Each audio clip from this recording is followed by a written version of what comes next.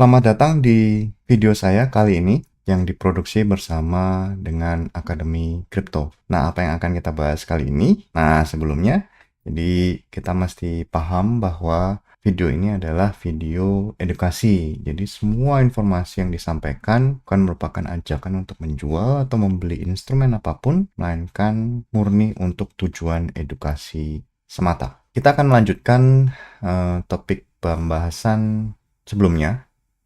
Kalau sebelumnya kita membahas soal key ya.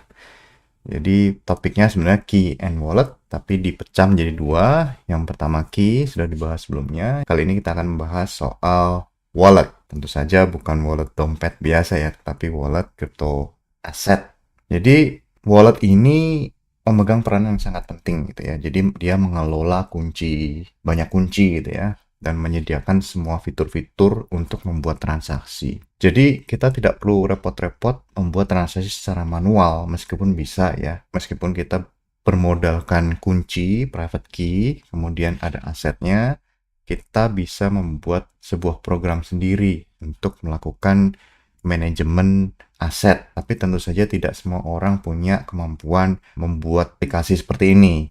Makanya ada provider wallet gitu ya, yang menyediakan fasilitas umumnya gratis untuk dipakai siapapun untuk mengelola aset mereka. Ya, sebenarnya untuk menyimpan kunci. Nanti akan kita bahas model-model atau tipe-tipe wallet apa saja yang tersedia. Nah, yang perlu kita pahami juga sebenarnya ada sedikit kerancuan gitu ya ketika kita berbicara soal wallet. Kadang-kadang dia referensinya ke private key, padahal sebenarnya dua hal yang berbeda. Nah, kalau wallet ini dia fokusnya adalah membuat dan menyimpan private key.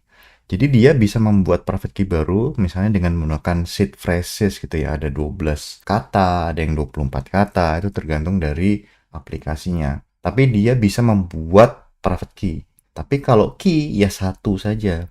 Jadi kalau wallet bisa punya banyak key seperti di gambar ini gitu ya. Jadi satu wallet bisa menyimpan banyak key, bisa membuat key baru. Kemudian ketika kita memiliki crypto aset atau aset kripto, itu juga kita pengen tahu dong ya, inginnya tahu berapa sih jumlah saldo yang ada sekarang ini, termasuk berapa nilai dari crypto aset itu kalau dikonversikan ke dalam mata uang fiat, misalnya US dollar atau rupiah gitu ya. Biasanya ada fasilitas untuk mengkonversi berdasarkan nilai tukar pada saat itu, misalnya menggunakan nilai pasar gitu. Jadi kalau misalnya kita hanya punya key ya, kita bisa lihatnya dengan menggunakan misalnya blockchain explorer. Tapi kalau kita punya 100 key, itu kalau kita mau menjumlah ya kerepotan gitu ya.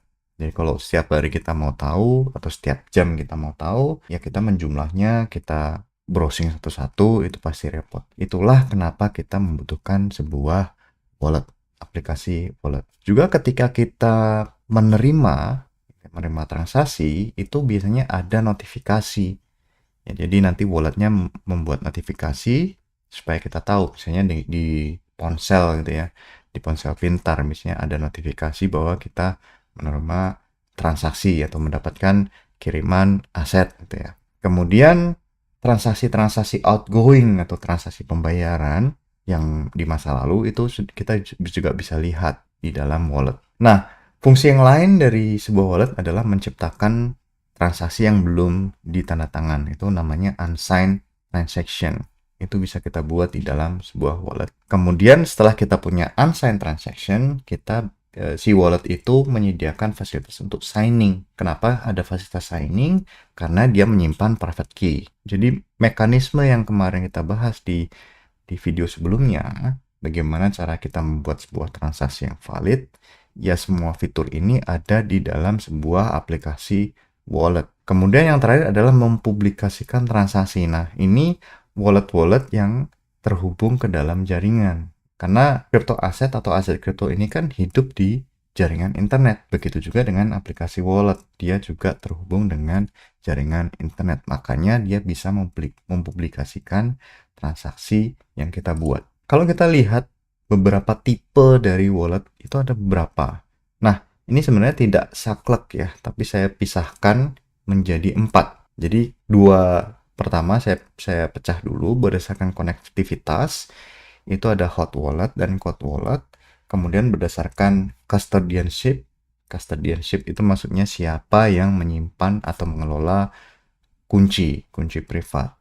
Itu ada custodian dan non-custodian. Ini berdasarkan karakteristiknya saja. Nah, kalau kita bicara soal hot wallet ini ya. Nah, ini adalah wallet dengan private key yang terekspos. Masuknya terekspos adalah ini. Misalnya kita punya aplikasi wallet di ponsel. Padahal ponsel kita terhubung ke jaringan internet. Misalnya jaringan internet selular gitu ya. 4G, 5G itu. Nah, itu berarti ponsel kita atau wallet yang ada di dalam ponsel kita merupakan hot wallet. Nah, dia gunanya apa? Kalau bisa dipakai sebagai automation ini ya. Jadi, fungsi pertama adalah automation. Misalnya di crypto exchanges, dia misalnya ada withdrawal atau pengambilan itu ya. Pengambilan aset miliknya user dari exchange ke wallet milik pribadi. Nah, itu biasanya kalau misalnya ukurannya kecil, misalnya nilainya kecil, biasanya dia menggunakan hot wallet. Supaya apa? Supaya prosesnya lebih cepat. Kemudian juga ada namanya smart contract deployment atau proses untuk mendeploy smart contract. Kita belum membahas smart contract di sini, nanti akan dibahas di video-video berikutnya. Tapi pada saat deployment itu memang harus menggunakan hot wallet. Kenapa? Karena dia harus signing, dia harus kirimkan smart contract ke dalam jaringan. Tapi ada juga resiko. Bagaimana kita hot wallet ini kan dia terekspos ke internet gitu ya. Jadi bisa kalau misalnya sistem kita itu kena hack atau diakses oleh orang lain gitu kan kita nggak tahu. Kadang-kadang kalau handphone kita di meja atau ketinggalan atau dicuri orang, kemudian key-nya bisa kelihatan, nah itu hot wallet kita bisa kecurian. Jadi crypto aset kita bisa hilang. Seperti itu. Jadi ada permasalahan hot wallet, tapi juga dia berperan penting di dalam ekosistem crypto aset.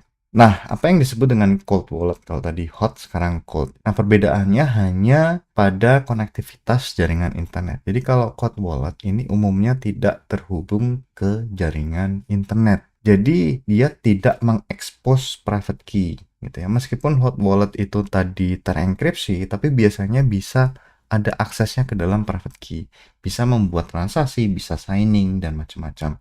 Tapi kalau cold wallet, itu dia tidak terhubung ke jaringan internet, jadi bentuknya fisik gitu biasanya. Tidak ada koneksi internet.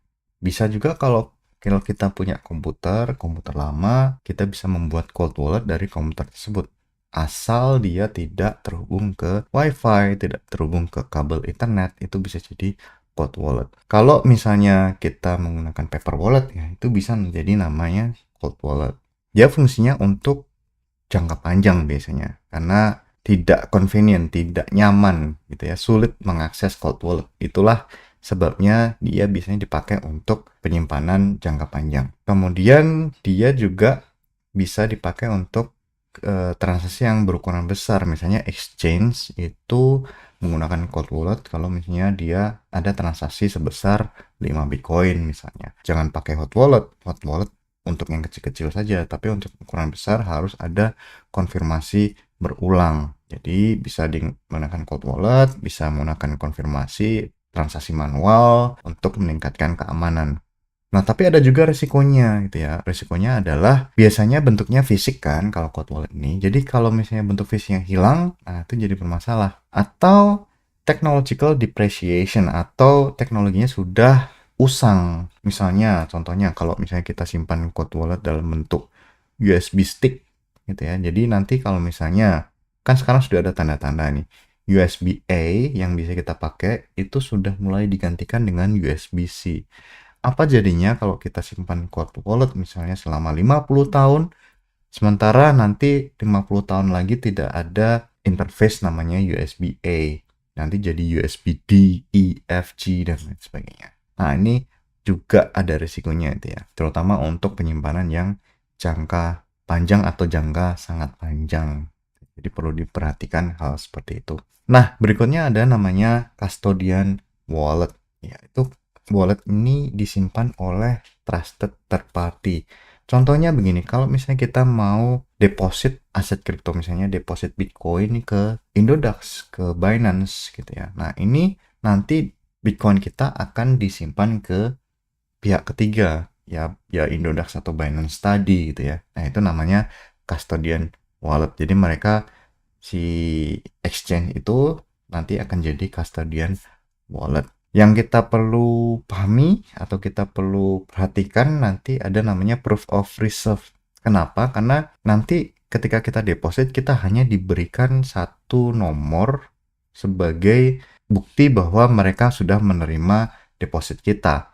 Tetapi bisa jadi nanti Bitcoinnya hilang gitu ya, seperti yang terjadi di MT Gox. Jadi Bitcoinnya tiba-tiba hilang entah kemana. Oleh karena itu biasanya di exchange yang modern gitu ya, yang terpercaya biasanya memiliki proof of reserve. Artinya adalah mereka punya bukti, mereka bisa membuktikan bahwa wallet mereka itu memiliki aset yang jumlahnya cukup. Misalnya nanti total dari aset milik pengguna adalah 1000 Bitcoin. Jadi mereka bisa membuktikan menggunakan proof of reserve bahwa mereka punya setidaknya 1000 Bitcoin gitu. Nanti ada teknik-teknik yang bisa dipakai untuk proof of reserve atau misalnya menggunakan auditing pihak ketiga. Tentu saja ada resikonya ya custodian wallet. Misalnya hacking, crypto exchange hacking seperti yang saya sampaikan tadi, ada Mt. Gox, kemudian bangkrut gitu ya. Kalau misalnya bangkrut, bisa jadi ada klausul bahwa aset milik pengguna bisa dipakai untuk menutup utang dari exchange. Nah, itu harus hati-hati. Ketika kita menggunakan sebuah exchange, kita harus membaca dulu syarat dan ketentuan milik exchange tersebut.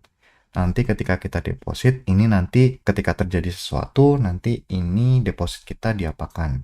Ya, harus diperhatikan. Atau fraud. Nah, kasus yang unik ini terjadi di Quadriga, yaitu si CEO-nya ini meninggal dunia dan key-nya itu dibawa mati oleh si CEO-nya. Jadi tidak ada yang tahu di mana dia menyimpan key yang menjadi akses dari milik usernya. Jadi ya hilang gitu ya. Nah, itu yang jadi perhatian. Nah, ada juga yang namanya non-custodian wallet, yaitu wallet yang kita simpan sendiri. Bisa tadi hot wallet, bisa jadi cold wallet gitu ya.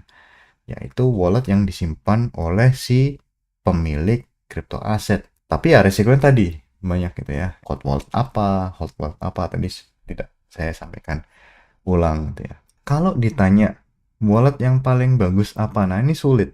Kenapa? Karena setiap wallet, setiap tipe wallet itu punya kelebihan dan kekurangan masing-masing. Tidak bisa kita bilang bahwa cold wallet ini adalah yang paling bagus atau hot wallet adalah paling bagus karena misalnya lebih mudah diakses, atau custodian wallet misalnya karena ada garansi gitu ya, atau wallet yang kita simpan sendiri dengan bentuk apapun gitu ya, misalnya hardware wallet gitu ya, itu belum tentu itu yang terbaik. Kenapa? Karena ada masing-masing ada risiko, masing-masing ada benefitnya. Jadi kalau kita mau memilih wallet itu tergantung dari preferensi resiko kita. Misalnya kita memang tech savvy, misalnya kita memang orang IT, ya silahkan menggunakan hot wallet atau menggunakan hardware wallet. Tapi kalau kita tidak tech savvy misalnya, ya bisa jadi kita memilih custodian wallet misalnya dengan garansi tertentu. Itu bisa. Jadi kita bisa memilih berdasarkan preferensi dan keadaan atau kondisi kita masing-masing. Demikian video saya kali ini. Kita akan bertemu lagi di video-video berikutnya. Terima kasih.